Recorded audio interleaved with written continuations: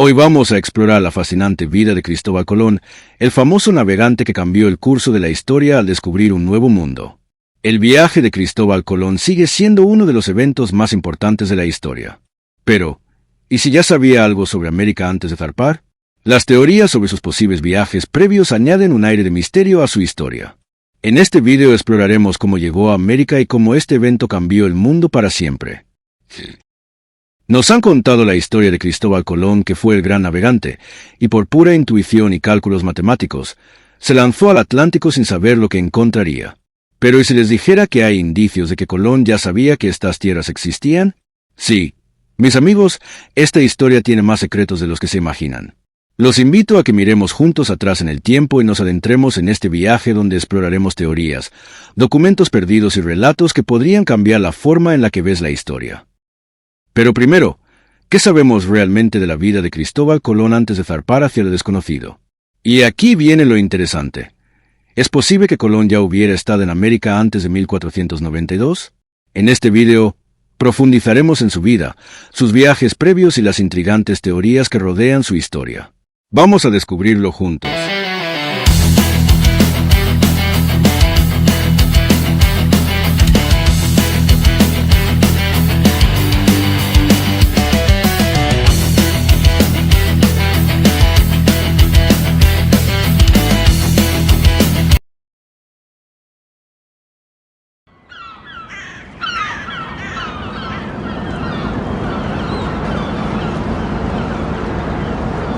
Hablemos de los primeros años de Cristóbal Colón. La expedición castellana que Cristóbal Colón condujo hasta el Nuevo Mundo, aunque entonces nadie pensaba que se trataba de un nuevo continente, inició un encuentro entre dos civilizaciones que cambió la historia. Sin embargo, aparentemente no fueron los primeros europeos en llegar a sus costas, pero sí fueron los primeros en establecer una ruta fija. Varios historiadores confirman que hay pruebas claras de que los vikingos estuvieron en la costa noroccidental de Terranova. Otras tantas teorías sitúan a navegantes chinos, turcos e incluso romanos en las costas americanas muchos siglos antes que Colón. Y puede que ni siquiera fuera el primer hispánico. Los balleneros cántabros y vascos habían frecuentado Terranova sin que exista consenso sobre la fecha a la que comenzaron sus primeros viajes. En algún momento entre el 25 de agosto y el 31 de octubre de 1451, nació en la próspera República Marítima de Génova un niño que cambiaría la historia del mundo. Cristóforo Colombo, conocido en español como Cristóbal Colón. Su padre, Domenico Colombo, era tejedor de lanas y comerciante, y su madre, Susana Fontanarosa, provenía de una familia de artesanos. Génova, en aquel entonces, era un centro comercial clave en el Mediterráneo, lo que sin duda influyó en la temprana fascinación de Colón por el mar. Pero, ¿era realmente de Génova? Aunque la versión tradicional sostiene que nació allí, existen varias teorías sobre su origen. Algunos creen que podría haber sido español, portugués, judío converso o incluso gallego. Estas teorías añaden un misterio adicional a su vida. Eso lo analizaremos en otro video. Desde joven, Colón se sintió atraído por la navegación. Aunque hay poca información exacta sobre su educación formal, se cree que recibió instrucción en matemáticas, cartografía y astronomía, conocimientos esenciales para la navegación en su época. Sus primeros años en el mar probablemente ocurrieron al servicio de comerciantes genoveses, viajando por el Mediterráneo y posiblemente hasta el Atlántico. Una teoría difícil de confirmar. Esto es difícil poder atestiguar que tuviera conocimientos avanzados de astronomía, cosmología, geometría y navegación, ciencias necesarias para plantear una expedición que desafiaba a todo lo conocido en la época. Al contrario, el genovés aprendió las primeras letras en una escuela que el gremio de artesanos, al que pertenecía su padre, sostenía en Génova, pero resulta poco probable que estudiara latín y gramática en la Universidad de Pavía como relató Hernando Colón, el hijo del navegante. No obstante, los historiadores que han buscado alguna referencia a matrícula en esta universidad han fracasado y consideran que fueron adornos del hijo para revestir a un hombre que fue completamente autodidacta. El último documento firmado por Colón en Génova es del 7 de agosto de 1473. La carrera de Colón como marinero. En la década de 1470, Colón trabajó para una compañía comercial genovesa que lo llevó hasta Lisboa, el corazón del poder naval portugués. Los siguientes 5 años resultan casi desconocidos para los historiadores. Según Díaz Trechuelo y Espínola, Colón pasó aquellos años embarcado como comerciante y corsario en aventuras que más tarde se cuidó en ocultar. Una de las banderas bajo las que sirvió fue la de Renato de Anjou, pretendiente al trono de Nápoles, que permanecía bajo el control de Aragón. Estos datos quizás a Colón no le eran de interés que se llegara a conocer en las cortes de Europa y se difuminaran los detalles de su participación como corsario en estas empresas, ya que esto podría restarle credibilidad a su proyecto y sobre todo a él en lo personal.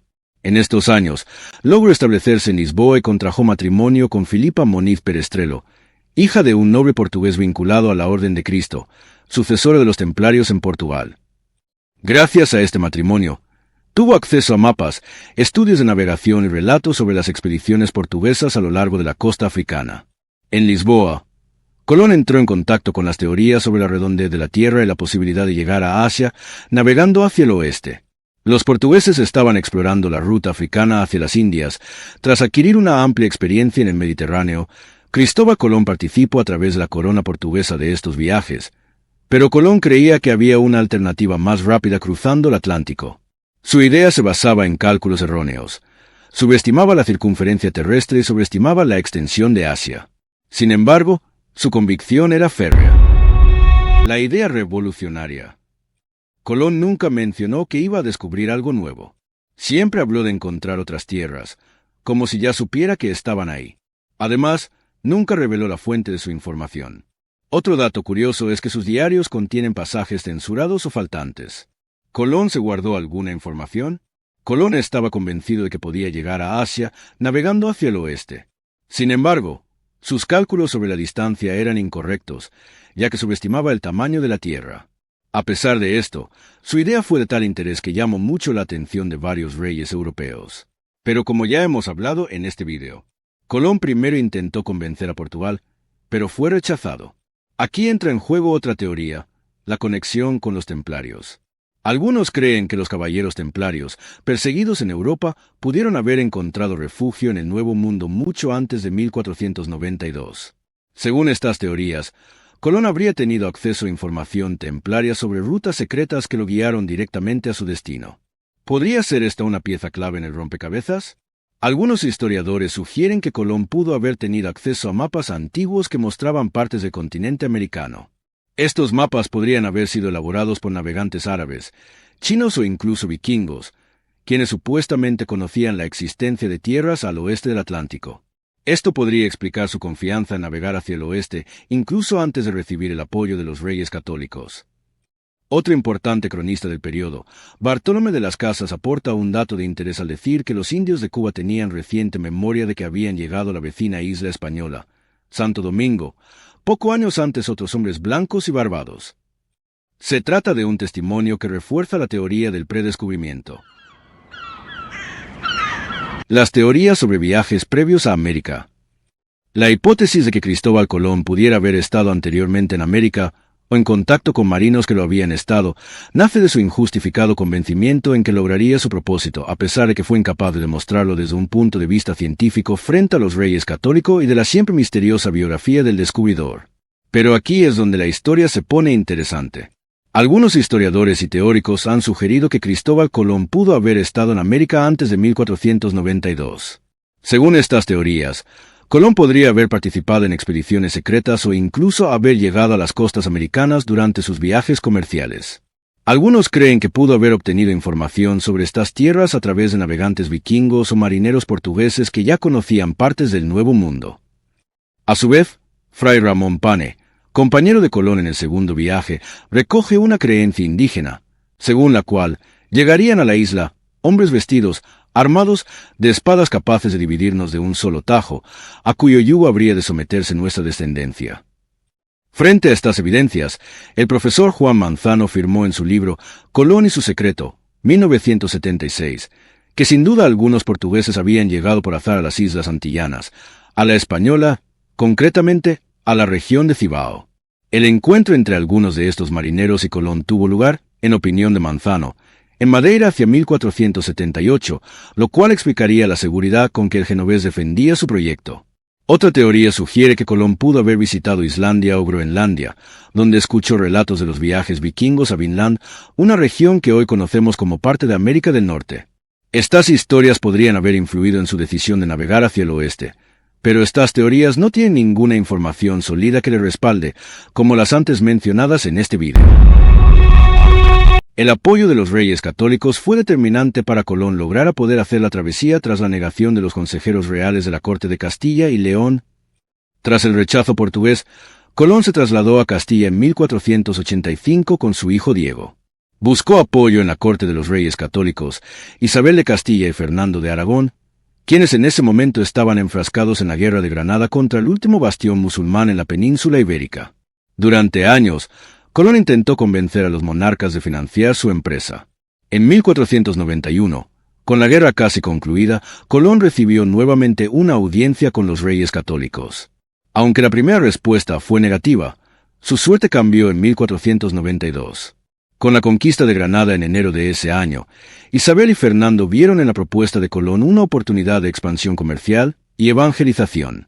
Finalmente, el 17 de abril de 1492, firmaron las capitulaciones de Santa Fe, concediéndole a Colón títulos nobiliarios y derechos sobre las tierras que descubriera. Bartolomé de las Casas escribió lo siguiente: como si en ellas él personalmente hubiera estado. Tan cierto iba de descubrir lo que descubrió y hallar lo que halló como si dentro de una cámara con su propia llave lo tuviera. De las Casas también dejó registrado sobre la inquebrantable seguridad de Cristóbal Colón durante todo el viaje. Aunque el proyecto no había podido ser respaldado con argumentos científicos sólidos, tanto los asesores portugueses como luego los castellanos habían desaconsejado su ejecución. Fue finalmente aprobado por empeño personal de los reyes católicos que, fiándose de su instinto, abrazaron la interminable confianza que parecía radiar Colón. Presumiblemente, el navegante sabía más de lo que decía, como atestigua el hecho de que llevara dos cuentas durante todo el viaje. Una, la que enseñaba a sus capitanes y en la que cada día anotaba menos leguas de las recorridas, y otra, secreta y acertada. La supuesta razón de portar dos cuentas era porque si el viaje fuera largo no se espantase ni desmayase la gente. Entonces, ¿Cristóbal Colón realmente descubrió América o simplemente siguió pistas que otros dejaron antes que él? Lo dejamos a tu criterio. Pero recuerda, la historia no siempre es como nos la cuentan. Hay más preguntas que respuestas, y en cada nuevo hallazgo se revelan más pistas sobre lo que realmente ocurrió. Quizá el mayor descubrimiento no fue América, sino lo que aún no sabemos.